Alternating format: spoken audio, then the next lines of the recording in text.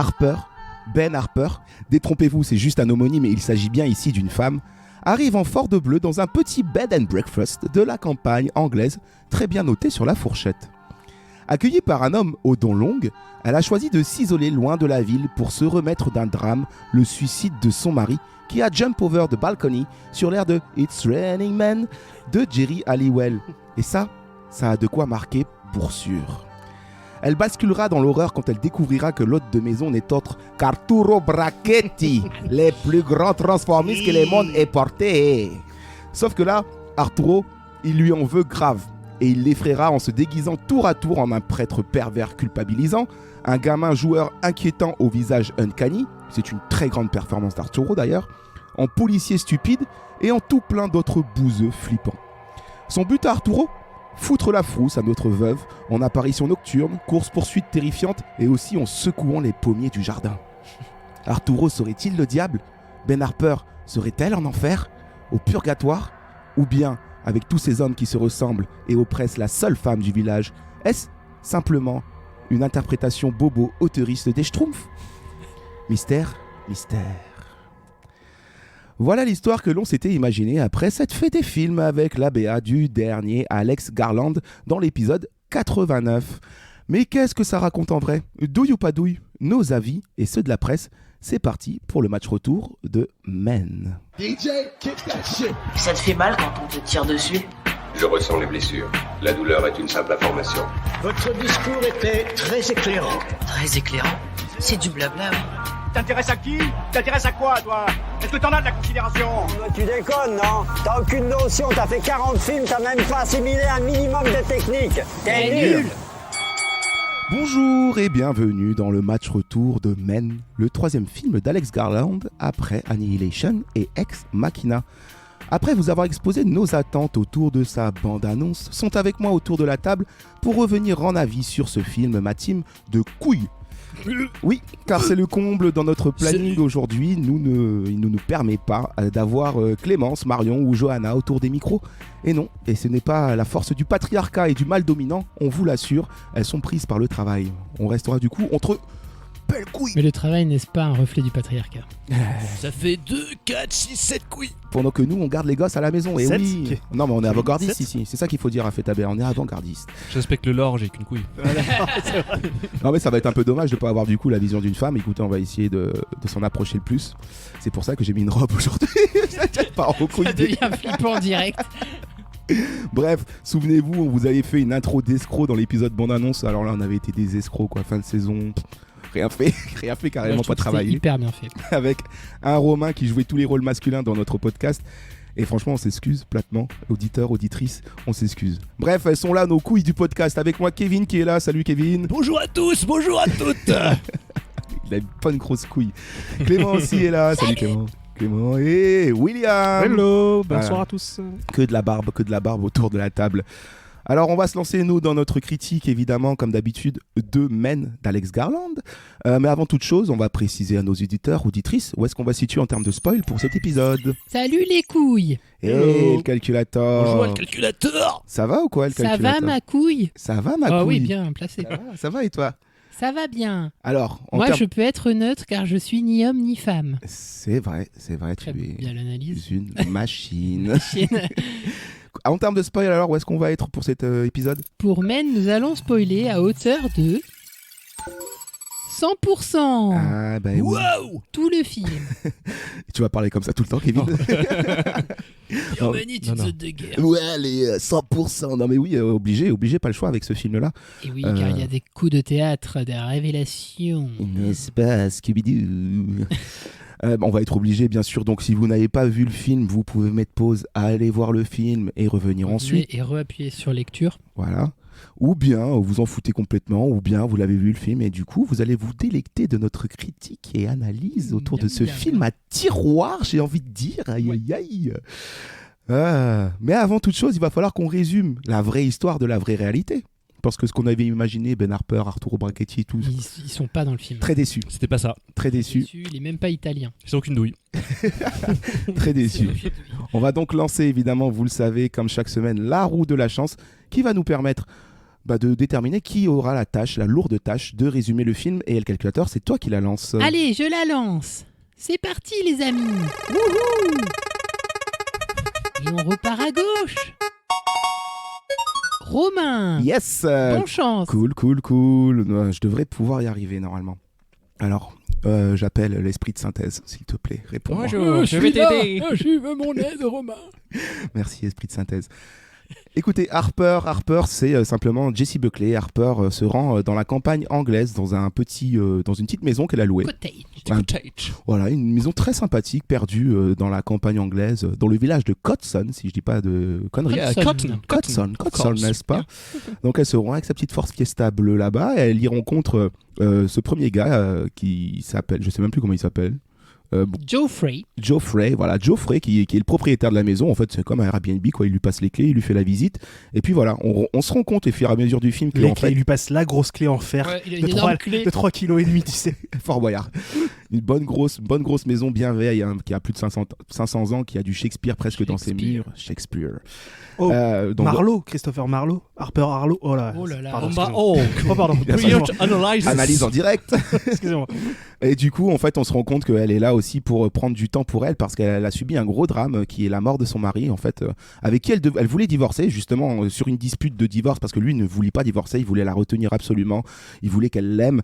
Il a fini par se défenestrer et il est mort devant ses yeux. Petit pervers narcissique quand même. Non, oui, clairement, totalement. Et donc du coup, en fait, elle va rester dans ce village-là jusqu'à que des événements étranges se produisent. Lors d'une balade, notamment, elle va tomber sur un tunnel où elle va se fasciner un peu devant ce tunnel. Il y aura une très très belle séquence d'écho qui va finir en musique, parce que c'est une musicienne aussi, il faut le préciser. Et à partir de là, on a l'impression qu'elle réveille un esprit, quoi. On a l'impression qu'elle réveille un truc dans ce village-là un peu perdu, et tous les hommes vont un peu se liguer contre elle et vont la faire culpabiliser à mort en lui disant c'est ta faute si ton mari est mort, sois responsable, et voilà quoi. Et assume. Et voilà, et évidemment les codes de l'horreur vont s'en mêler, ils vont commencer à la poursuivre, à pénétrer chez elle. Alors évidemment, on se détache très doucement en fait de la réalité jusqu'à qu'on sombre un peu dans le surnaturel et le fantastique, plein de symbolisme. Et il va se produire évidemment des choses vraiment pas très catholiques, hein, vraiment pas ouf pour elle. Et il s'avère qu'évidemment c'est Rory Kinnear qui tient un peu tous les rôles. Il doit y avoir 4, 5, 6 rôles où on le voit vraiment. Mais surtout 4 principaux en fait. Oui, il y a 4 vrais rôles incarnés, puis après il y a 2-3 rôles secondaires un peu au loin. Voilà, il y a un prêtre un peu perturbé justement qui arrête pas de la culpabiliser. Il y a un enfant insolent qui mérite des tartes. Voilà, qui veut jouer à cache-cache. Il y a notamment l'auto de maison. Geoffrey. Il y a un vieux fou Clodo perdu tout nu qui se transforme en arbre. Qui a un peu cet esprit qu'elle réveille dans le tunnel. Et elle tient. C'est un faune. Voilà, elle est en contact avec une copine à elle par visio, à qui elle raconte tout et qui s'inquiète aussi. Voilà, je pense que j'ai tout raconté, plus ou moins. Je ne vais pas plus rentrer dans les détails. Bien résumé. On va rentrer dans les détails en critique, si vous le voulez bien. Nous avons fait sa BA, nous, la semaine dernière. Qu'en est-il vraiment? Est-ce que cette BA a été fidèle au film? Il va falloir qu'on compare les deux avec le Do You Pas Douille. C'était une douille. C'était pas une douille. Le douille ou pas douille, on compare la BA qu'on avait analysée avec le film. Est-ce que le produit final a bien été vendu ou bien on s'est fait simplement douiller? N'est-ce pas? C'est le concept. C'est le concept. Et ensuite, on bascule évidemment dans nos critiques les plus avisées. On essaye en tout cas. D'habitude, on fait des critiques avinées, mais non, on va faire des critiques avisées. Là, c'est biéré. Je vais commencer à ma gauche. William, douille ou pas douille? Je crois que je dirais pas douille. Ça ressemble à peu près à ce à quoi je m'attendais. La bande-annonce était plutôt fidèle au visuel, au ressenti global que j'ai eu, tu vois. Après, bon, pas douille, mais pas douille non plus ultra positive, plutôt pas douille mitigée. Ah ouais, t'es plus mitigé, sans plus. Ouais, plus mitigé. Je dirais ce qui m'a plu dans le film, et j'ai l'impression d'être passé à côté. Ça t'en a touché une sans bouger l'autre, comme on dit dans le terre-terre. Ouais, oui. La chance, j'en ai qu'une. C'est vrai qu'il a qu'une couille. Ça l'a pas touché du coup. Moi, j'ai essayé. Non, voilà, plutôt mitigé, mais pas douille, je dirais. Pas douille. Clément, douille ou pas douille? Pas douille. Je dirais pas douille positive parce que le film, la BA vendait assez bien l'ambiance du film, c'est assez fidèle. Après, moi, j'attendais un twist qui n'y a pas vraiment.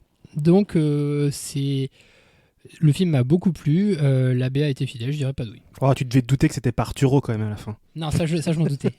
Ça, c'est la petite déception. J'avoue, on glissera l'idée avec Garland pour son prochain film, s'il en fait un. Kevin, douille ou pas douille? Bah douille, y a pas de schtroumpf. C'est vrai. Bah, je suis désolé, douille. Parturo, pas de schtroumpf, Ils sont dis donc, rouges et pas bleus. C'est une grosse douille. Non, bah, je sais pas, c'est douille mythique. Après, moi, je vous avoue que j'ai eu un SDA, je m'attendais à quelque chose d'autre. Ce que le film m'a pas donné. Le film reste quand même assez ouvert à l'interprétation, j'ai l'impression, même si bon, le message est quand même assez clair. Mais j'avais l'impression avec la BA que, comme il y avait pas mal de plans sur la divinité un peu sylvestre, il y aurait plus de liens avec le folklore anglais celtique, qui doit être là, mais de manière un peu cachée et pas explicite. Du coup, en fait, la créature, on n'a jamais son nom et elle est purement symbolique, du coup. Et je pensais qu'elle allait plus rentrer dans le fantastique pur jus et nous dire, bah voilà, effectivement, il y a du symbolisme, mais cette créature est dans le panthéon celtique. C'est vrai que ça aurait pu. Mais donc, il n'y a pas ça. Après, globalement, le film m'a quand même un peu déçu, mais je reparlerai dans mon avis. Dans ton avis. Et toi, Romain? Douille ou pas douille? Ouais. Écoutez, j'ai envie de dire, comment on appelle ça, douille positive en fait, parce que le film m'a douillé, parce que j'ai trouvé le film encore mieux que la BA. Parce qu'on s'était fait beaucoup de films, nous, sur cette BA, et au final, le film m'a vachement surpris. Au point que j'en ai fait une analyse carrément, parce que c'est un film qui m'a parlé et dont le sous-texte m'a sauté aux yeux. Et en travaillant un peu tout l'après-midi, là, j'ai réussi à relier des trucs et je me sens un peu comme la théorie de Graham là, sur YouTube. Ça y est, je me sens pousser des ailes. Bah oui, je vois, t'as 60 pages devant toi. Tu es un exégète. J'ai quand même un truc de 3 pages. Vraiment. Est-ce que vous voulez que je me lance d'abord dans mon avis ou que vous voulez avoir ma théorie à la fin? Faisons monter la tension, laissons-le parler à la fin. C'est pas vraiment une théorie, c'est plus une analyse. Donc, ouais. Ok, comme tu veux. Alors Kevin, toi qui es le plus douillé du coup par le film, on va te laisser commencer. Bah écoute, c'est un film qui est quand même dense, même si je suis globalement déçu. C'est un film, je trouve que c'est compliqué de résumer son avis succinctement. Donc je vais commencer déjà par ce que j'ai aimé dans le film. Déjà, j'ai beaucoup aimé la mise en scène, j'ai beaucoup aimé la photo, j'ai beaucoup aimé la musique. Je trouve que la construction du thème avec les échos, avec la voix purement féminine, c'est très beau. C'est une excellente idée. En plus, c'est mis intradigétiquement au début avec le tunnel et je trouve que voilà, c'est vraiment malin. Ensuite, je suis un peu déçu parce que bon, le thème du film, c'est grosso modo, je le résume et je grossis le trait, c'est la masculinité toxique qui a plusieurs visages, qui sont représentés chacun par un des rôles de, j'ai oublié le nom de l'acteur, mais Rory Kinnear. Rory Kinnear. Avec Rory Kinnear, of course, man. Avec le prêtre qui est en fait un peu donneur de leçons, mais aussi libidineux, donc avec une forme un petit peu déviée de la figure du clergé, avec le gamin aussi qui est très insolent, irrespectueux, avec tous les mecs un peu au loin qui sont dans le pub, dont un qui est un peu un agresseur sexuel parce qu'il l'agresse à un moment dans le film, même si on le voit pas beaucoup dans ce rôle-là. Voilà, toutes ces figures des masculinités toxiques qui l'entourent, avec en plus ce deuil qui la travaille, où elle se sent à la fois coupable, mais en sachant au fond d'elle qu'elle n'a pas de raison de l'être, parce qu'elle voulait juste affirmer sa liberté, et que son mec était clairement un pervers narcissique, il la menace de suicide, de se suicider lui si jamais elle le quitte, etc. Donc je trouve que le thème est hyper intéressant, et surtout que le traiter par le prisme de l'horreur, je trouve que c'est vraiment une bonne idée. Mais j'ai trouvé malheureusement que dans l'écriture ça manquait, je trouve que ça manque de finesse dans l'imagerie, dans le symbolisme, que je trouve un peu trop grossier, même si je comprends, j'ai l'impression d'avoir compris ce que le film veut me dire. J'ai l'impression que le film parle justement de la culpabilisation qu'on fait aux femmes parfois, en leur disant écoute, si je suis malheureux c'est de ta faute, moi tout ce que je veux c'est de l'amour, si je me suis comporté ainsi, c'est toutes les excuses qu'on entend des agresseurs, des pervers narcissiques divers, quoi. Et avec ce visage multiple des masculinités toxiques et l'idée que finalement on ne peut pas s'en défaire. Il y a quand même une séquence de fin où moi je l'interprète comme ça, on est à 100% de spoil donc désolé, où il y a la créature qui est cet homme multiple là qui arrête pas d'accoucher de lui-même, des différentes versions de lui-même, jusqu'à arriver enfin par devenir le mari décédé, où effectivement on comprend que c'est une histoire de hantise, de culpabilité, où là a fait tout le chemin psychanalytique pour arriver à s'en débarrasser.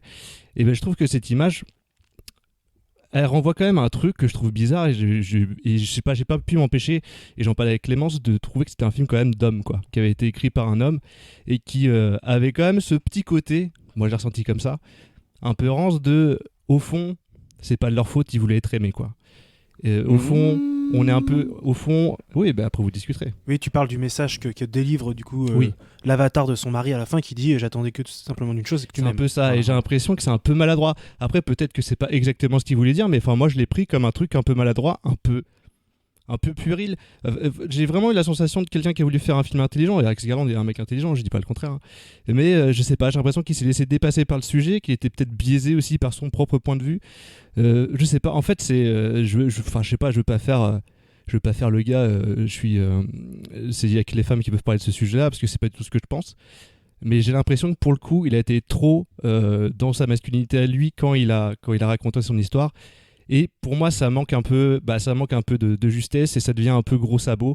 Surtout qu'il y a tout un truc sur le symbolisme, sur le fait que c'est séculaire en fait, cette relation-là, avec tout le temps ces plans sur le dieu qui a deux visages, le pur masculin et le pur féminin. D'ailleurs, et avec cette transformation justement de l'homme nu qui est donc on va dire l'homme entre guillemets, je vais dire alpha pour de l'origine quoi, originel, qui se transforme progressivement en arbre, comme déjà il y a l'imagerie forcément païenne, mais aussi le côté c'est naturel, c'est naturel, c'est séculaire, c'est la racine de quelque chose, et c'est quelque chose qui est tellement ancré et vieux et ancien et implanté dans nos esprits que c'est quelque chose qu'on ne peut pas changer en fait. Et je sais pas, je suis mitigé aussi sur le message, parce que autant je trouve qu'il y a de la justesse dans l'analyse, autant je trouve que dans la forme c'est peut-être pas ça. Ouais, et puis mais dans la forme c'est pas ça, et je trouve parfois que c'est trop gros sabot, que ça aurait mérité je sais pas, un peu plus de recul, un peu plus de double interprétation peut-être, je sais pas. Il y a un truc qui me gêne dans le film, je trouve. Est-ce que tu crois que c'est mono-interprétation et qu'on peut pas... Si, je pense que chacun peut faire son interprétation, mais après, comme moi, la manière dont j'ai reçu le film et dans les divers indices qu'il y a dans le film, j'ai l'impression qu'il y a quand même un message qui est clair, et que c'est celui-là, que en gros que la masculinité est comme elle est parce qu'elle est comme ça depuis le début, et qu'en fait on fait que reproduire le même schéma en permanence parce qu'il y a ce manque d'amour, ce qui entraîne la culpabilisation des femmes, et c'est un cercle vicieux. J'ai l'impression que c'est ça le message du film au fond, mais je sais pas, je trouve ça trop grossier, et j'aurais aimé peut-être que le fantastique se fasse plus présent au premier degré avec une vraie créature pour symboliser ce truc là, pour que dans la narration en fait le symbolisme passe mieux, parce que là je trouve qu'à force de trop en faire sans te donner un truc où te raccrocher en tant que spectateur, le message marche moins et perd en finesse, je trouve. William, tu veux rebondir peut-être là-dessus ? Ouais, alors moi je vais être un peu moins sévère que Kevin. J'ai pas eu du tout toute l'analyse qu'il a eue, notamment parce qu'il y a ce dernier plan où on la voit quand même libérée, qui pour moi vient contredire un petit peu justement ce discours. Et qui apporte un peu de confusion, moi aussi, je trouve. Voilà, je trouve que peut-être que ce film arrive un peu tard en fait. Il a un discours en fait qui est légèrement, comme dit Kevin, un peu mal dégrossi. S'il était sorti il y a 10 ans, ça aurait été sûrement quelque chose de précurseur. Là, il arrive 10 ans un peu en retard, je dirais, où on est un peu plus dans la nuance, on arrive à déceler des mécanismes un peu plus précis de ce que peut être le masculinisme ou la virilité un peu exacerbée, merdique, tu vois. Donc peut-être que ce film est légèrement en retard. S'il était sorti il y a 5 ans, il aurait peut-être été beaucoup plus percutant. Aujourd'hui, je me sens un peu plus alerte par rapport à ces sujets, donc je suis un peu moins touché émotionnellement par le film.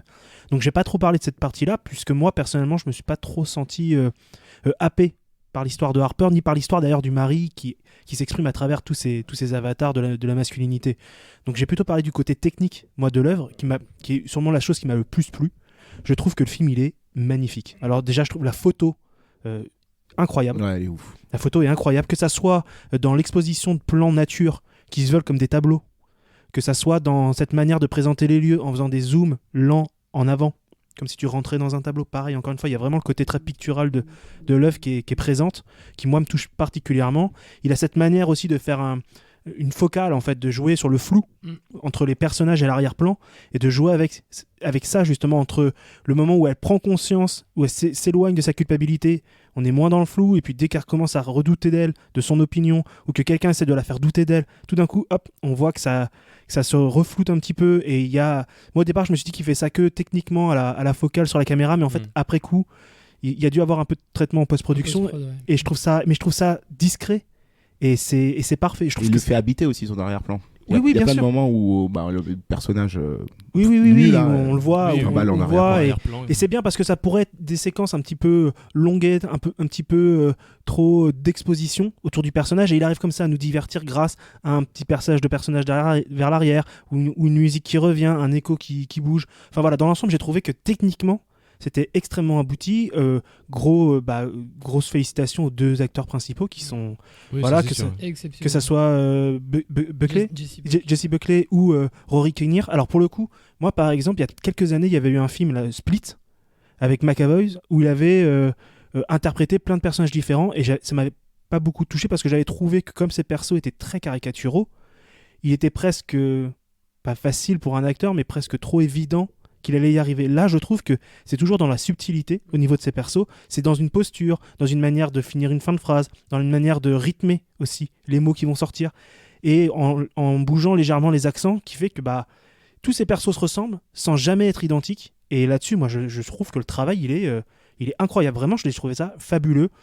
Donc pour l'aspect technique, moi je dis un grand bravo au niveau du film. Pour l'aspect philosophique et rhétorique autour du discours masculiniste, je suis un peu passé à côté. Bon, il y a toute cette séquence de fin où il accouche de lui-même, là, enfin où le mâle accouche de lui-même. J'ai trouvé ça perturbant, quoi qu'il arrive. Je trouve que c'est une réussite parce qu'au moins c'est visuellement, c'est innovant.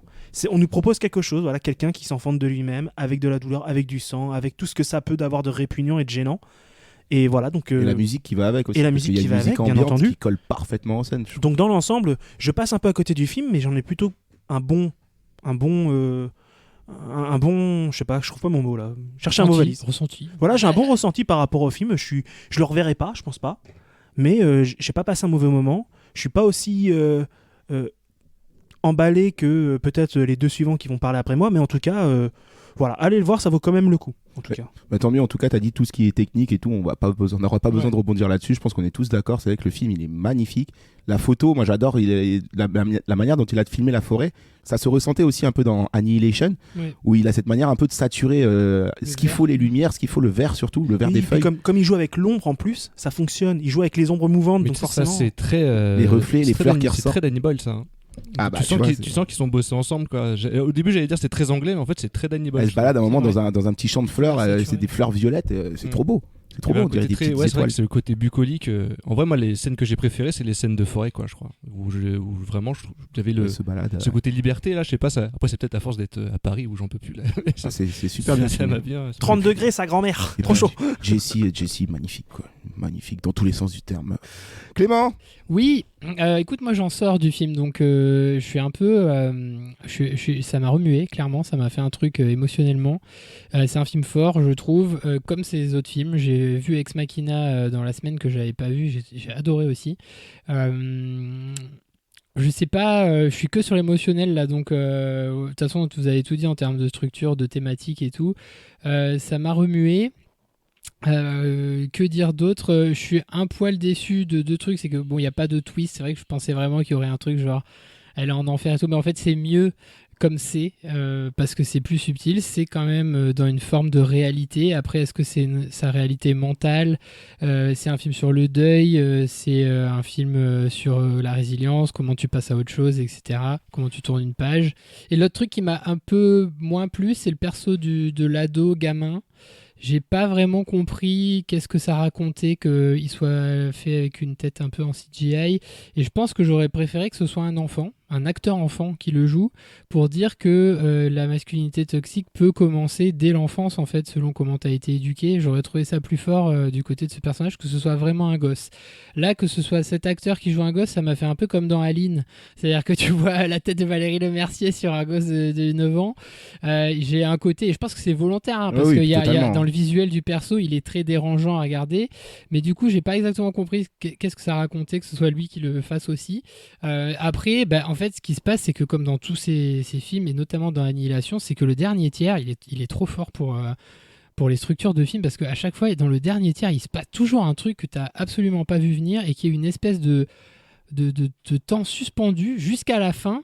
Et moi, la fin du film vraiment m'a énormément happé, et c'est l'espèce de faune nue là qui lui souffle du pissenlit à la gueule, donc le pissenlit qui est aussi la fleur des morts, donc voilà, symbolique, et à partir de là elle ingère une fleur de pissenlit et le film part complètement en couille. Ça devient super expérimental, il n'y a plus de dialogue, c'est filmé avec des angles super chelous, il y a cet homme qui n'arrête pas de se reproduire, de sortir de lui-même pour finalement accoucher de son mari, enfin ça m'a énormément touché, et moi je ne l'ai pas ressenti comme toi Kevin quand il dit que tu m'aimes plus, enfin, pour moi le personnage du mari il est à 100% condamné par le réalisateur, j'ai pas trouvé qu'il y avait d'ambiguïté à ce côté-là. Ah non mais je voulais pas dire qu'il le justifiait, hein. Je disais juste que je trouvais qu'il y avait de la maladresse et que du coup le message était un peu biaisé. Pour moi, les hommes sont vraiment condamnés dans ce film, dans leur aspect mauvais, négatif, comme ça, c'est-à-dire culpabilisant, harceleur et tout. Et pour moi, il n'y a pas d'ambiguïté. Et je me suis pas dit à un moment donné dans le film, c'est fait par un mec à ce moment-là. Et ensuite, énorme performance de Jessie Buckley, mais c'est comme d'hab. Cette meuf, elle est vraiment très très forte. Il faut voir tous ses films parce que. Sauf Lost Dot. Mais même là, elle est bien, en vrai, dans ce film-là. Et elle est habitée, quoi. Vraiment, elle a un truc. Enfin voilà. Donc, je suis pas dans l'analyse, je suis que dans l'émotionnel. J'ai aimé, avec 2-3 bémols, mais je trouve qu'un film qui tente autant de choses, faut quand même le saluer parce que ça reste un film d'horreur. Moi, j'étais dans une salle où il y avait beaucoup d'ados. C'était insupportable d'ailleurs parce qu'ils rigolaient dès qu'il y avait le mec nu, ils rigolaient et tout. Vraiment, j'ai fini par dire un gros chute, tu vois. On a vécu la même séance. Putain, insupportable. Allez à midi si vous pouvez, les gars. Et du coup, j'ai l'impression quand même qu'au final, ça leur a bien fermé leur gueule et qu'ils s'attendaient à un film d'horreur peut-être plus gore ou quelque chose de plus traditionnel à la Blumhouse et tout avec des jumpscares. Là, non, c'est que sur de l'ambiance. C'est flippant, mais des fois, tu sais même pas exactement pourquoi c'est flippant. C'est juste comment c'est cadré, un peu le sound design et tout, et je trouve que voilà, c'est de l'horreur à 24 comme ils font, mais moi je préfère ça à Ari Aster par exemple, voilà, ça me parle beaucoup plus. Et après c'est vrai que nous on l'a vu parce on connaît Alex Garland, on connaît A24, donc on a décelé que la BA elle était formatée certes peut-être pour un public plus large, mais on avait capté même que si elle était originale, hein, quand même. Comment elle était originale déjà, la BA. La BA, oui, ouais. Oui, surtout qu'il y a des images qu'on ne voit pas quand ils ont fait un montage spécialement pour la BA pour représenter le multivisage de Rory Kinnear. Ah oui, c'est vrai, ouais. Et ça me rappelle qu'ils avaient fait pareil pour It Comes at Night. Je me demande si c'était pas une production A24 d'ailleurs aussi à ce moment-là. Ouais. Et on avait vu pareil, tu te rappelles Kevin, on était parti voir ça, où on savait que ça allait être de l'horreur un peu auteuriste, quoi. Et on avait pareil une bande de jeunes et tout qui s'étaient fait un peu niquer, quoi. Ouais. C'est fait douiller et ils ont été insupportables. Ouais. En fait, pas de sortir. Mais la gêne qui émanait d'eux, c'était intéressant aussi, c'est que en fait ils étaient en train de se prendre le film dans la gueule et genre ils rigolaient au moment où c'était ultra cringe et ultra gênant. Ils savaient pas gérer leurs émotions. Ils savaient pas gérer ce qui se passait, pour exprimer aussi un certain malaise, quoi. Et alors la théorie. Bon, c'est pas vraiment une théorie. Allez, l'analyse. Je vais juste apporter un peu de grain à moudre à une analyse qui a déjà été donnée par Kevin. C'est pas vraiment une théorie, c'est plus une analyse. On a la même du coup. À peu près, ouais, mais j'apporte plus de détails peut-être pour ceux qui auraient besoin d'en savoir un peu plus ou qui sont perdus aussi en ayant vu le film, tu vois. Je pense que c'est aussi important de mettre des mots sur des choses. Alors, la forme, on en a parlé, la forme, j'ai adoré la mise en scène, les cadres, la photo, la performance des acteurs, blabla, etc. Le cadre du lieu isolé aussi, il apporte beaucoup au fond du film et il est très important, je trouve, parce qu'il est chargé de symboles et de métaphores. Et sans ce cadre-là fourni de symboles et métaphores, on peut peut-être pas avoir ce genre d'histoire. Et Alex Garland, tu l'as dit, c'est pas un mec qui est con, quoi. Alors oui, c'est pas quelque chose que j'ai découvert en ayant un troisième œil, hein, attention, je vais juste faire une analyse du film, quoi. C'est pas une théorie, j'ai un peu trop vendu le truc en mode théorie, c'est pas une théorie. Et en fait, elle est morte depuis le début. Danny Chandouidoui. Non mais voilà, on va passer au fond. Du coup, je trouve que le fond, selon les personnages et la construction du film, je peux analyser le truc sans peut-être trop m'éloigner de la vision de Garland, ou du moins si je m'en éloigne, et moi en tout cas c'est ce que j'ai ressenti personnellement. Premièrement, tout le symbolisme biblique d'Adam et Ève dans le jardin d'Éden, ça c'est représenté direct. Elle arrive là, elle tombe dans le jardin d'Éden, elle mange la pomme. Donc voilà, ou le paradis selon certains textes en fait, tout simplement. Donc en fait, c'est une interprétation de la jeunesse, quoi, vue par lui. Et la jeunesse, qu'est-ce qu'elle raconte ? Dieu forma, j'ouvre les guillemets, forma l'homme de la poussière de la terre, il souffla dans ses narines un souffle de vie, et l'homme devint un être vivant. Genèse, ça c'est tiré de la Genèse. Alors Adam, il a donc été créé à partir de la terre, ce qui se retrouve littéralement dans son nom. Un nom, Adam, ça signifie homme, et la racine du nom Adam, Adama, en hébreu, ça signifie terre. Donc, on se rapproche de plus en plus de la figure présente dans le film. Dieu, ensuite, il a créé le jardin en Éden, il y a posé Adam, il a fait pousser des sols pleins d'arbres abondants, agréables à voir, des bons trucs à manger, c'était sympa. Adam, il était là, il mangeait des petits fruits, bref. C'était chill. On lui a dit, par contre, tu touches pas aux fruits de l'arbre de la connaissance du bien et du mal. Donc voilà, déjà, on est sur, qui est le pommier, hein, représenté par le pommier la plupart du temps, mais on parle, je crois que c'est même pas cité pomme, en fait, hein, c'est vraiment juste nous comme ça qu'on l'a. Il y en a qui disent que c'est un figuier. Et c'est sérieux. Il y avait peut-être pas de pommier. Et la figue, il y a une symbolique beaucoup plus. Bref, cet sexuelle. arbre-là, tu n'y touches pas. Si tu manges ces fruits, en gros, tu meurs, quoi. Et tu perds ton état d'innocence perpétuelle. Donc, il était nu dans ce jardin. Donc, on se rapproche de plus en plus de la figure du mec.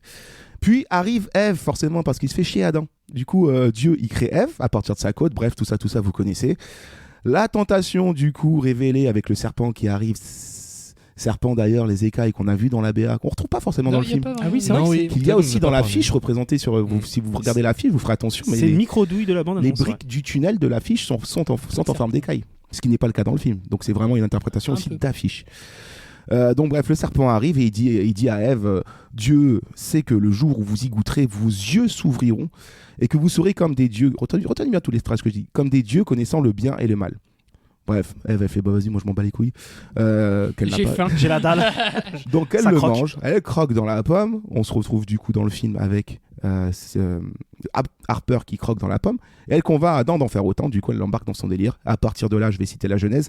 Leurs yeux se sont ouverts et ils se sont vus nus. Ça, c'est les symbolismes de départ. Du coup, le mec nous pose son truc, il pose ce contexte-là. On est dans un jardin. C'est clairement pratiquement la première partie du film où elle se balade en forêt et tout, etc. Elle mange une pomme, elle arrive, elle mange une pomme. Autre symbolisme du film, parce qu'il y a aussi d'autres symbolismes qui sont présents dans la BR et qui sont aussi présents dans le film, évidemment. Enfin, quoique parfois, c'est pas le cas, mais là, pour le coup, oui. Bref, pour moi, à partir de l'histoire d'Adam et Ève, Garland l'a construit son film en y accolant le genre d'horreur. Donc il a son décor, et il a y ajouté d'autres symboles visuels forts et qui proviennent de la culture britannique. Et ce sont notamment, tu en as parlé Kevin, de ces deux fameuses statues que l'on voit dans le film, et qui sont des statues qu'on peut retrouver dans pas mal d'églises britanniques, en fait, qui datent à peu près du 12e, 11e siècle. Donc d'un côté, on a, je vais vous donner des noms un peu bizarres, mais la Sheela-na-gig, qui est une sculpture figurative féminine au trait grotesque, montrant une exagération de la vulve. Donc en gros, c'est une femme qui écarte les jambes avec une énorme vulve. Et voilà, qui sont présentes dans les châteaux britanniques, les églises, tout ça. Je me suis renseigné là-dessus. Il y a controverse. Hein. Tout le monde, il n'y a pas vraiment d'explication sur la signification du truc. Il y a pas mal de significations hypothétiques qui sont que soit c'est les vestiges d'une divinité païenne, soit c'est la représentation de la fertilité, soit c'est la mise en garde contre la convoitise, ou encore c'est la protection contre le mal. Et de l'autre côté, on a l'autre statue qui s'appelle l'homme vert, The Green Man, qui lui est une représentation sculptée ou dessinée d'un homme entouré au visage de feuilles, quoi, entouré de feuillages, de branchages, voilà, que des motifs un peu végétaux. Et c'est un symbole qui est présent à peu près partout aussi en Grande-Bretagne, soit dessiné, soit sculpté en bas-relief ou quoi que ce soit, qu'on peut retrouver notamment dans les églises, mais aussi dans les pubs. Il y a une signification qui a été donnée par William Anderson, qui a écrit « L'homme vert signifie l'irrésistible vie. Il est une image issue des profondeurs de la préhistoire, il apparaît et semble mourir, puis après un long temps d'oubli, il revient à plusieurs reprises au cours de ces derniers 2000 ans. De par ses origines, il est bien plus ancien que notre ère chrétienne. Sous toutes ses formes, il est une image de renouveau et de renaissance. » Commencez à voir où je veux en venir, quoi. Donc tous ces symboles, ils ne sont pas juste mis là au hasard, mais ils vont fournir le folklore que veut créer aussi Alex Garland, parce que lui, il l'a mixé à sa sauce. Donc du coup, maintenant, on a tous ces symboles, on les relie au film. Donc voilà, il y a tout le symbolisme biblique pour le décor, tout le symbolisme de la culture mystérieuse britannique, là, avec l'homme feuille et puis l'autre, je ne sais plus comment il s'appelle. Vulvax, on va l'appeler Vulvax. Voilà, du coup, il les mélange parfaitement au code de l'horreur pour apporter une forme, en fait, à son fond. Parce qu'il a des choses à dire. Et il les relie à une analyse qui est plus actuelle, sociale et politique, avec un sujet fort. Peut-être certes retardé, William, mais à mon avis qui est encore d'actualité, oui, parce sûr. que bon voilà, qui est simplement l'emprise des femmes par les personnes dotées de troubles narcissiques, plus communément appelés les pervers narcissiques. Qu'est-ce qu'un pervers narcissique ? C'est important. Je pense que vous le savez peut-être, hein, vous autour de la table évidemment, mais peut-être qu'il y a des gens. Je me doutais bien que tu étais un pervers narcissique, toi. Mais peut-être ça va être important aussi en élément d'avoir les petites réponses. Donc j'ai fait mes petites recherches pour avoir les définitions de docteurs qui étudient la question. Tu veux dire que tu as une définition clinique alors ? J'ai une définition clinique de qu'est-ce qu'un pervers narcissique. Alors, un pervers narcissique, c'est une personne qui a une image dévalorisante d'elle-même et qui se valorise en rabaissant tout simplement les autres. Exactement. Donc voilà, les hommes sont les plus souvent touchés que les femmes. Alors, il faut savoir qu'il y a des pervers narcissiques, comme on dit, mais c'est souvent un truc d'homme, hein. C'est un truc qui colle à la peau des hommes.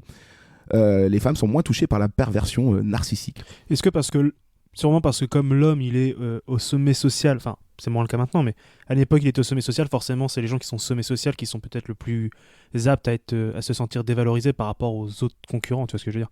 Alors que les femmes étaient au bas de l'échelle sociale, il y a peu de chances qu'elles se combattaient entre elles tu vois, par rapport aux hommes. Après, j'ai l'impression que c'est aussi un système un peu de domination un peu primaire je suis un homme, je dois être plus fort que C'est toi. ça. Oui, il y a un peu de cerveau reptilien là-dedans. Pour Ouais, te ouais. prouver que je suis meilleur que toi, je vais te prouver que toi t'es nul, quoi. Ouais, c'est ça. Ouais. C'est ça. En fait, ils se donnent l'apparence d'un être supérieur et ils ressentent le besoin exacerbé de se faire admirer, quoi. Ouais.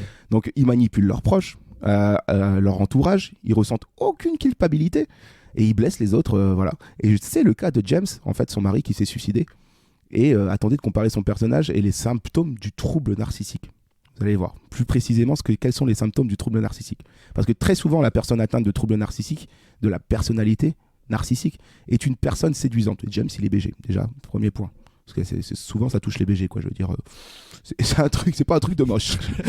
Donc, c'est bon pour nous. Quelque chose de très subjectif, mais soit, allons-y. Les symptômes du pervers narcissique. Alors, je vais partir en petits points. Liste de symptômes. Le pervers narcissique entretient une communication floue. Il change fréquemment d'opinion.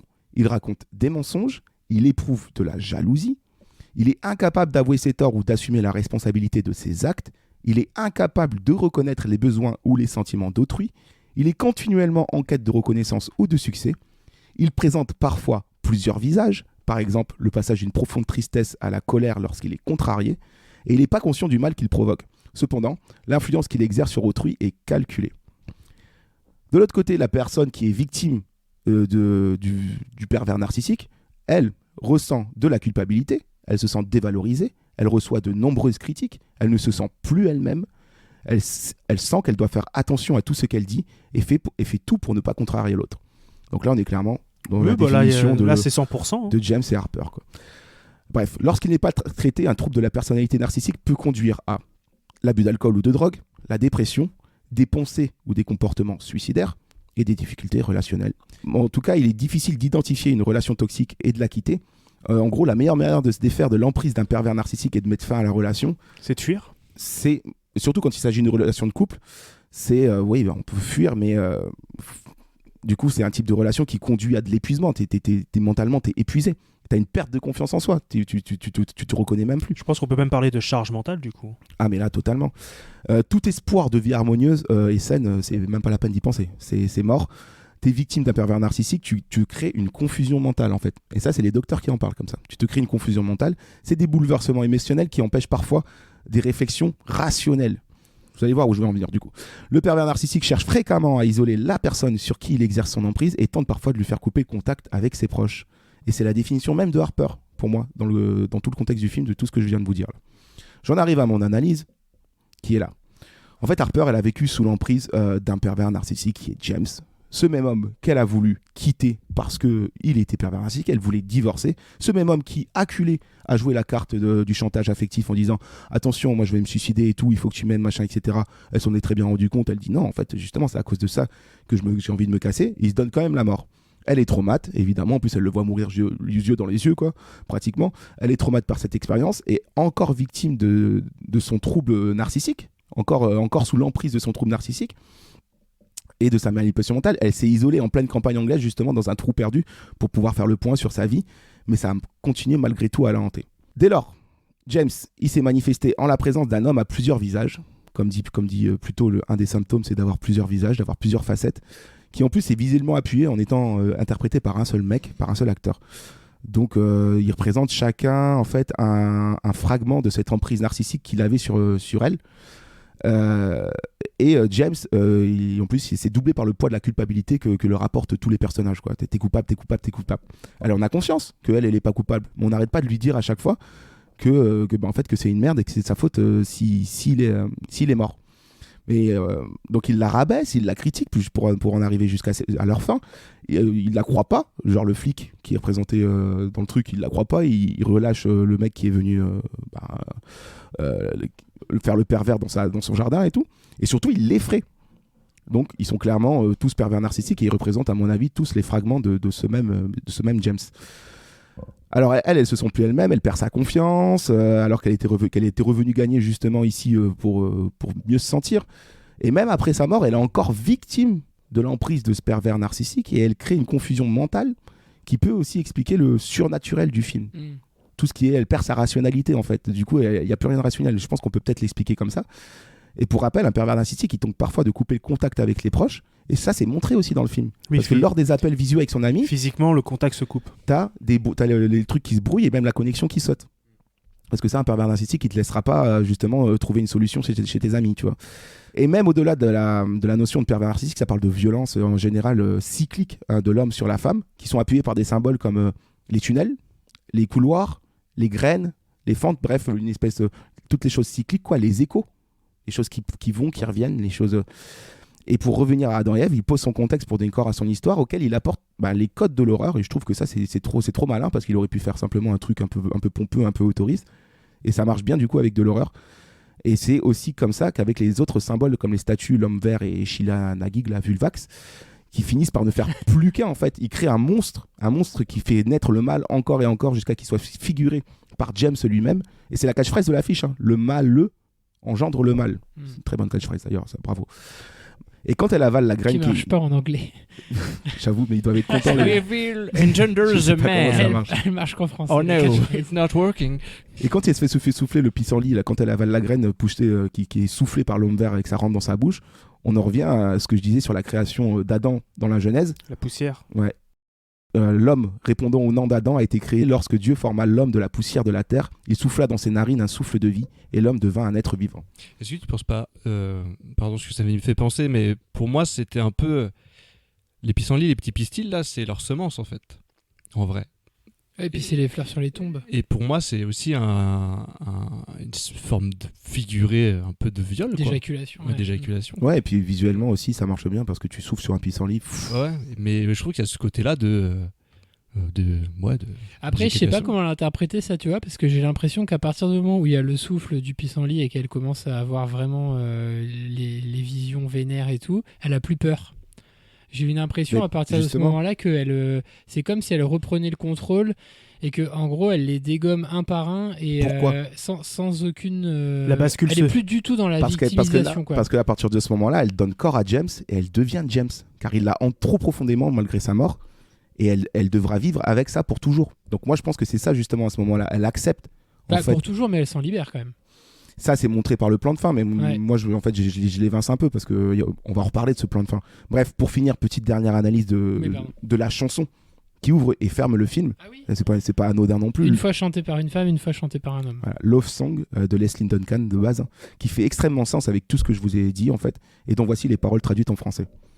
Les mots que j'ai à dire sont peut-être simples, mais ils sont vrais. Jusqu'à ce que tu donnes ton amour, il n'y a rien de plus que nous puissions faire. L'amour est ce pourquoi nous sommes venus ici. Personne ne pourrait vous offrir plus. Tu vois ce que je veux dire? Vos yeux ont-ils vraiment vu? Tu dis que c'est très dur pour laisser derrière nous la vie que nous connaissions, mais il n'y a pas d'autre moyen. Et maintenant, c'est vraiment à vous de voir. L'amour est la clé que nous devons tourner. La vérité est la flamme que nous devons brûler. La liberté, la leçon que nous devons apprendre. Tu vois ce que je veux dire? Vos yeux ont-ils vraiment vu? Voilà.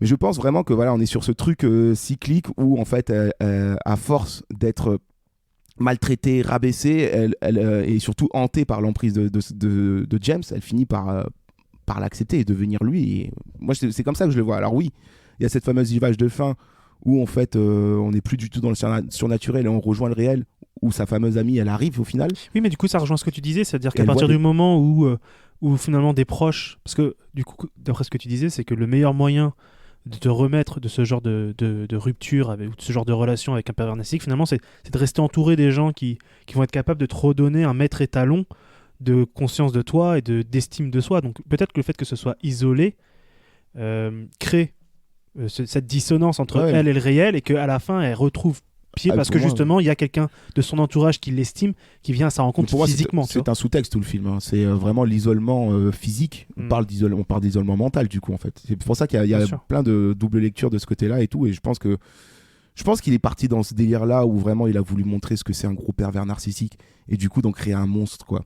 Tout en utilisant, il s'était pas dit je vais faire un monstre pervers narcissique, ça s'est vu dans plein de films, des mecs pervers narcissiques qui butent Après, leur le femme. mot est pas prononcé une seule fois dans le film. C'est là où ta lecture, elle est intéressante, je trouve, mais pour moi, il n'y a pas énormément d'éléments, parce qu'on le voit pas beaucoup, James, quand même, et il n'y a pas énormément d'éléments qui te permettent de dire que c'est à coup sûr ça, pour moi, c'est plus quelqu'un qui est désespéré et qui sait pas du tout comment gérer ça.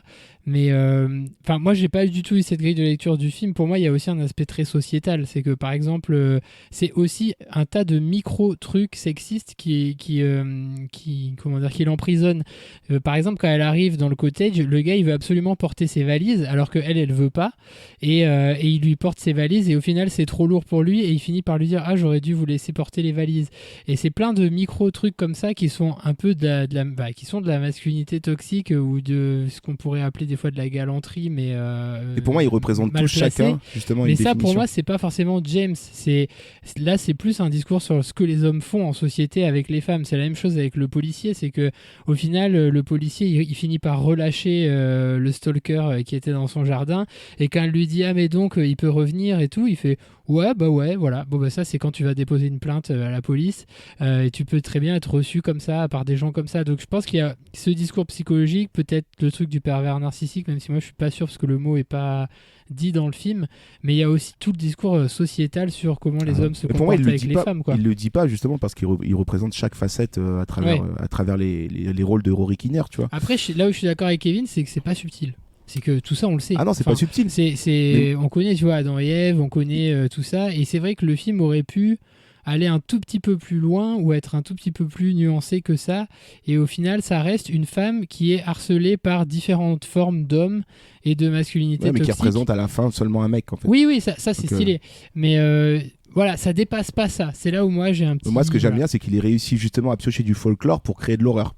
Tu vois, parce qu'il aurait pu simplement créer juste des mecs qui la tabassent, quoi, et s'en arrêter là. Après, si tu te documentes pas sur les statues et tout, tu passes à côté de ça, tu vois. Enfin, là, moi, c'est intéressant parce que t'en parles, le côté les statues païennes et tout machin, mais honnêtement, c'est juste des plans dans le film. Après, la métaphore, elle est appuyée quand même. Oui, voilà, mais c'est pas un élément de background que lui vient t'apporter. Ça, c'est un truc qu'il faut aller chercher toi-même si ça t'intéresse, quoi. Du coup, vous avez les origines du monstre, quoi. C'est ce que dit Clément, c'est-à-dire qu'en effet, c'est pas du tout des sujets qui ont disparu actuellement, mais comme ça fait maintenant quelques années qu'on en parle, si tu viens avec quelque chose d'assez finalement, c'est pas du tout caricatural, mais d'assez peu subtil, d'assez peu nuancé, et ben ça fait presque, on passe un peu à côté parce qu'on a déjà passé cette étape. C'est pour ça que je disais qu'il est peut-être un petit peu... Ce qui est nouveau, c'est de le faire en horreur. C'est un peu trop premier degré. Je disais que c'est pour ça qu'il est peut-être arrivé un peu en retard. En fait, moi, je pense que ça serait... moi, c'est ma sensation. S'il avait fait l'inverse de son parti pris, à mon avis, ça aurait été plus efficace. S'il avait rendu plus premier degré le fantastique et plus en sous-texte la masculinité toxique... pour que tu le comprennes au fur et à mesure par l'intrigue fantastique, et je pense que ça aurait été plus efficace que tenter de film là-dessus. C'est pour ça que je trouve que par exemple Ex Machina parle mieux de ce sujet-là que Men, parce que c'est pas le premier sujet du film, c'est le sujet qui peu à peu s'installe, où tu comprends que il féminise un robot parce que d'un côté il y en a qui le voit comme sa prisonnière, comme son objet sexuel, l'autre comme une princesse à délivrer, quoi, simplement, alors que en fait elle, tout ce qu'il veut c'est être libre, elle s'en fout de ces deux mecs là. Mais je trouve que le thème la thématique est vachement mieux traitée comme ça, quoi. Ouais, tout en partant aussi de Pinocchio, hein. Oui, bien sûr, et tu vois, je trouve que c'est à mon avis c'est un piège quand tu veux traiter d'un sujet aussi important et aussi vaste, de te dire je vais parler que de ça et ça va être ça le premier degré, ce dont je vais parler. Après, au moins c'est franc du collier, tu peux pas passer à côté, quoi. Mais tu vois, je trouve que formellement dans la construction, ça pêche à cause de ça. Pour moi en tout cas, le film il est vraiment en mode 36e degré, où on est dans le mental de cette pauvre fille qui a subi tout ça et qui a du mal à s'en sortir, parce que l'emprise du mec toute sa life existe encore même après, parce que du coup on la force à culpabiliser, alors qu'elle est au courant que non, mais elle ne peut pas s'empêcher en fait de l'être, parce qu'il y a tout le monde autour d'elle qui lui dit c'est de ta faute s'il est mort, parce qu'il est mort, tu vois. Et il l'a frappé aussi. En plus, il la frappe. Ça, on n'en a pas parlé, mais il l'a frappé. Il y a tout, la jalousie, incapable d'avouer ses torts, il est incapable de connaître les besoins et sentiments d'autrui. Le portable. En plus, voilà, tout ça c'est représenté un peu comme ça, le fait de couper les ponts avec ses proches. Et juste rapidement aussi, il y a souvent des plans sur des ondes dans l'eau. Et en fait, quand je suis sorti du film, je me suis demandé qu'est-ce que ça représentait ces ondes. Et en fait, je pense que ce que tu disais là, William, c'est que l'élément déclencheur, c'est quand déjà, c'est qu'elle veut divorcer. Et ensuite, c'est quand il la frappe. Et en fait, c'est comme si le reste du film, c'était les ondulations de l'onde de choc. L'onde de choc de cet événement. C'est-à-dire qu'à partir du moment où il la frappe, elle rentre dans une colère noire, elle le fout dehors, il se suicide, elle part à la campagne, etc. Et du coup, ces ondes dans l'eau, pour moi, ça représente ça. Alors, c'est pas subtil non plus, mais par contre, il y a des très beaux plans du coup d'eau. Et même le tunnel, elle peut pas aller au bout. Tunnel aussi, il est bloqué bout, par un homme, du coup, elle fait demi-tour, elle revient, il est fermé. Tu vois, c'est vraiment genre, moi, tu vas rester dans ton malheur, quoi. C'est bouché, ouais. Bon, Romain, 14 sur 20. Non, c'est bien. Il y il a est du très taf, bien. il y a du taf. Une belle analyse. Ouais, En tout cas, le écoutez, film est dense. C'était pas bien compliqué, c'était pas du Kubrick, mais voilà, je pense que peut-être qu'il y a des gens, tu vois, qui nous écoutent, qui ont rien compris, et peut-être que ça peut les éclairer. C'est possible, hein, parce que le film est assez cryptique quand même. Voilà, mais j'ai bien aimé le fait qu'il ait créé des monstres entre guillemets à partir de mythologie comme ça là. Et encore même pas, lui c'est son idée à lui parce que le Vulvax là, on sait même pas en fait pourquoi il y a ça dans les églises. Pourquoi si, parce que le prêtre il lui dit à un moment donné, j'ai rêvé de votre vulve ouverte. Oui. Mais il fait juste référence à ce que figure la sculpture. Est-ce que la figure de Vulvax, ça lui permet pas juste d'avoir à la fin cette séquence d'homme qui s'accouche lui-même avec une vulve. Voilà, avec une vulve, parce que si en fait il ne mélange pas le Green Man les deux au bout d'un moment. Et elle, toute cette séquence de fin peut pas exister. Donc en fait, ça se trouve c'est juste un prétexte de pouvoir mettre cette séquence. C'est ça pour moi. Il a pris. Mais ce qui est suffisant pour l'intégrer. Il a pris du Green Man, il a pris de Vulvax, il les a fait mélanger ensemble. En les présentant d'abord et ensuite voilà quoi. Mais après j'ai l'impression que ça a l'air d'être des entités qui marchent un peu à la Janus quoi, c'est deux visages finalement, j'ai l'impression. Enfin voilà, écoutez. C'était dense. C'était dense ça fait un long épisode là mais bon. C'est à voir. Et il a annoncé qu'il faisait plus de films donc j'espère qu'il va changer d'avis parce que je trouve que c'est quand même un très bon réal et scénariste. C'est vrai que sur ces 3 films, c'est très bien réalisé. Qu'on aime ou pas ces films, c'est quand même assez propre. Techniquement, il n'y a rien à dire. Ouais. Après, voilà, élève de Danny Boyle et tout. Donc, et puis, il doit être bien entouré techniquement parce que derrière, il a tout plein de contacts dans le jeu vidéo, dans la musique, dans tout ça. Le mec, il doit connaître du monde. Donc, t'inquiète qu'il s'entoure bien. Ça, c'était notre avis, notre analyse, nos théories sur Men d'Alex Garland. Mais la presse. Hein, je suis j'ai bien hâte de savoir ce qu'ils en ont pensé. Qu'est-ce qu'ils en pensent, Kevin?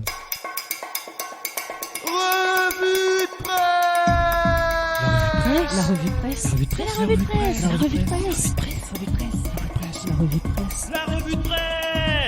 presse.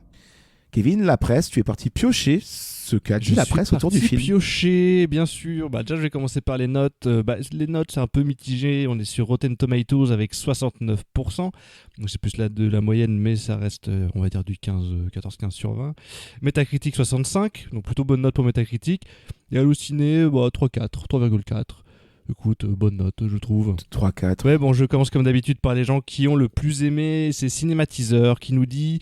C'est en moins de 2 heures qu'Alex Garland fait converger la démarche politique, l'écriture érudite et la mise en scène précise pour capter la triste vérité de l'ultramoderne solitude au féminin. Complètement bluffant. L'ultramoderne solitude au féminin. Fais-nous une analyse de ça. Écoute, s'il parle de la solitude qu'on voit dans le film simplement géographique et physique, j'ai envie de te dire non, là tu t'égares. Par contre, s'il parle de solitude mentale, oui, alors là j'applaudis. Comme quoi que ça se joue. Eh bien, nous lui demanderons. Les dernières nouvelles d'Alsace, ça va. J'ai bien aimé. Non, ils nous disent l'audace formelle de Men par un auteur d'une grande créativité accouche du premier film d'horreur féministe, un grand film. Il y a Midsommar quand même. Ouais, c'est ce que j'allais dire.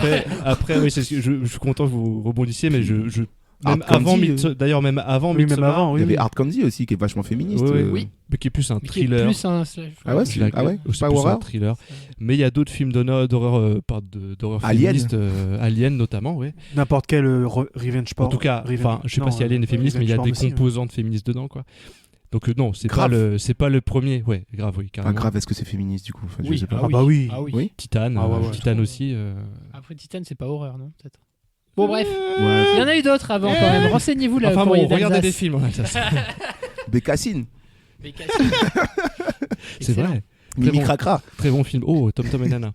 Écran large. N'importe quoi. Men se montre insaisissable, justement parce qu'il ne donne jamais de réponse aux diverses questions que l'on se pose au cours du visionnage.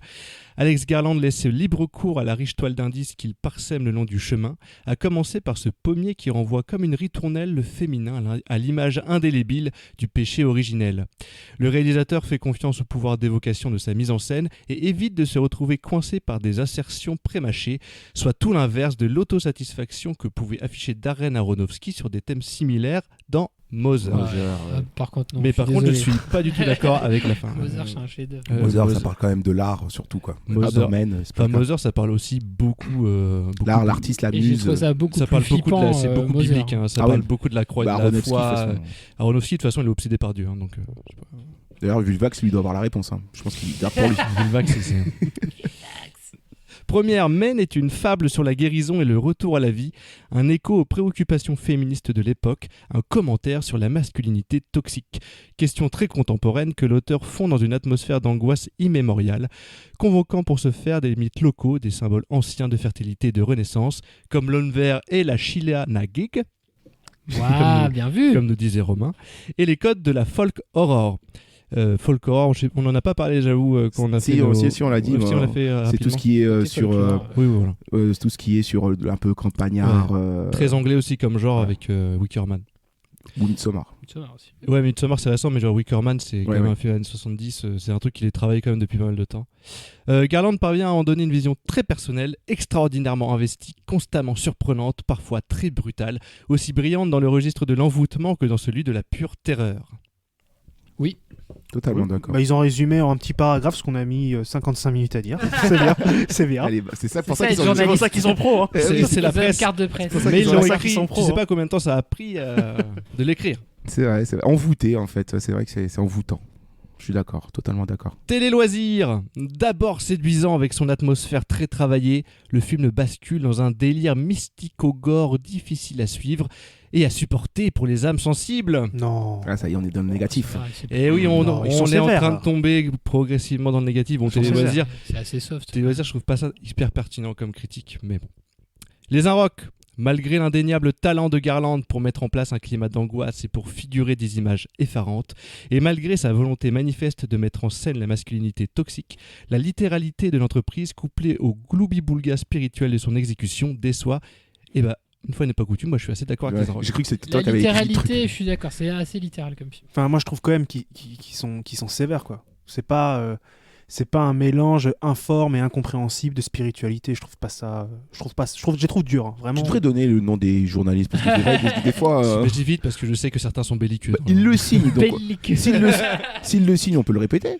Oui, on peut le dire. Jean-Marc Inrock. Pour la saison 4. Ce gloubi-goulba, c'est Jean-Marc Inrock. C'est dur quoi. Jean-Marc Inrock. Mais moi je suis assez d'accord sur la littéralité. La littéralité, on en parlait, moi c'est ce que je trouve le plus décevant. Mais c'est le cas dans Annihilation et dans Ex Machina, je veux dire, c'est pas. Oui, mais comme je disais, je trouve. Il y a des niveaux, je trouve. Voilà, mais comme on le disait tout à l'heure, Annihilation et Ex Machina, comme il y a une intrigue qui, en gros, sert d'appui à ça, je trouve que ça marche mieux que quand le sujet dépasse le. Je m'exprime mal, mais vous avez compris. Oui. C'est de la SF aussi, peut-être que là, ça utilise aussi d'autres codes. L'écran fantastique. Ils n'ont pas aimé. Bah ça alors. Je crois mais pas. surtout. Pourtant, c'est fantastique. Ils nous disent que, surtout que dans sa dernière partie, Men délaisse la subtilité qui faisait sa force pour plonger dans un médiocre symbolisme, prônant un brumeux discours féministe. Garland se montre alors complaisant, s'appuyant uniquement sur le gore et les scènes chocs, un dénouement paresseux qui gâche toutes les belles promesses du film. Pas d'accord. Ah, mais totalement pas d'accord. La fin, pour moi, c'est la plus grande réussite du film. Et bah, t'en parleras à Monsieur Fantastique. Voilà, je lui dirais. Puis déjà Captain Fantastique. Déjà qu'à 24, ils aient autorisé ça. Enfin, moi, ça m'a étonné parce que tu vois quand même de la grosse vulve. Des accouchements en voiture, voilà. En CGI, tout passe en CGI. Du sang. Et c'est une vulve d'homme en plus. Oui, c'est vrai. Tu vois, Vulvox. C'est vrai que ça peut être. C'est Vulveman. Mais je trouve ça limite une certaine forme de poésie en fait, presque. Le film est poétique pour moi. Oui, non mais bien sûr. Très gore mais poétique. Tu vois, vous allez me prendre pour un fou. Mais toutes les poésies sont pas réussies. Annihilation, la fin est gore et poétique dans le phare. Je trouve. Cronenberg, c'est gore et poétique. Pas tous, mais souvent. Otoniente, non. C'est de la merde. Criticat. Ah, le teasing. Criticat, le journal des chats pour finir. C'est vraiment nul, il n'y a aucun chat. Le film prend la forme d'un grossier home invasion à l'image crypto-chrétienne, bourré de boursouflures symboliques et psychologisantes qui ne cessent de rappeler à quel point le trait de Garland, en dépit des années, reste encore baveux. Bah alors les chats? Non, baveux, c'est pas ça. Pas d'accord. Baveux, c'est les effets spéciaux du prochain film qu'on va dont on parlera plus tard. J'ai hâte qu'on en parle la semaine prochaine. Et c'est merci tout. Kevin, merci. Merci. Justement, on va vous raconter un peu le programme de la semaine prochaine. Vous allez voir, c'est incroyable. Incroyable. Et on va se dire au revoir sur ces bonnes paroles. On a fait un très bon match retour. Bravo les amis. Bravo à vous de l'avoir bien fait vu. le tour. Bravo. Allez voir ce film, écoutez, faites-vous votre propre avis. Et ça puis, fait parler, c'est intéressant. Puis vous nous direz en commentaire ce que vous en avez pensé. Bien sûr. Oui. Allez, on se dit au revoir. You see, mystery is an intellectual process. But suspense is essentially an emotional process. Voilà, c'était le match retour du 3e film d'Alex Garland intitulé Men, simplement. Les hommes, ces sales hommes. Comme nous autour de la table. Les beaux hommes. On va se remettre en question, hein, ok? Mais jamais. Sale pervers narcissique, va. Tu es toxique, Romain. Smogo. La semaine prochaine, écoutez, on ira faire un tour... Ah putain. À Malte. Ah, j'ai hâte. Le match retour de Jurassic World 3. Vous aurez l'épisode BA qui va suivre celui-là, évidemment. Où on va dire que du bien de cette nouvelle trilogie qu'on porte tous dans nos cœurs, évidemment, qui n'entache en rien. Un grand film du cinéma, n'est-ce pas? Et on reviendra en avis sur ce film-là. Et on peut déjà un peu vous spoiler, c'est un gros tas de merde. Voilà, restez avec nous. Retrouvez-nous évidemment sur tous les réseaux sociaux, Facebook, Twitter, Instagram. Vous pouvez nous écouter sur toutes les plateformes d'écoute. Ou bien si vous avez envie de centraliser la chose et de venir voir un peu à quoi ressemble notre site internet, c'est fetabea.fr. Tout simplement. Voilà. Des bisous les copains, merci pour ce petit débrief. Merci à toi Romain pour ton analyse. Merci à toi Romain pour être la personne que tu es. Analyse de CE2 les gars, arrêtez un peu. J'aimerais vraiment que tu puisses donner des sens à plein de toi. Mais pas par la vue. Par le fion. Oui. Une petite note subtile. Allez. Parce qu'on est quand même fait taber. Les hommes, les vrais. Allez des bisous, ciao. Salut tout le monde. Allez des bisous.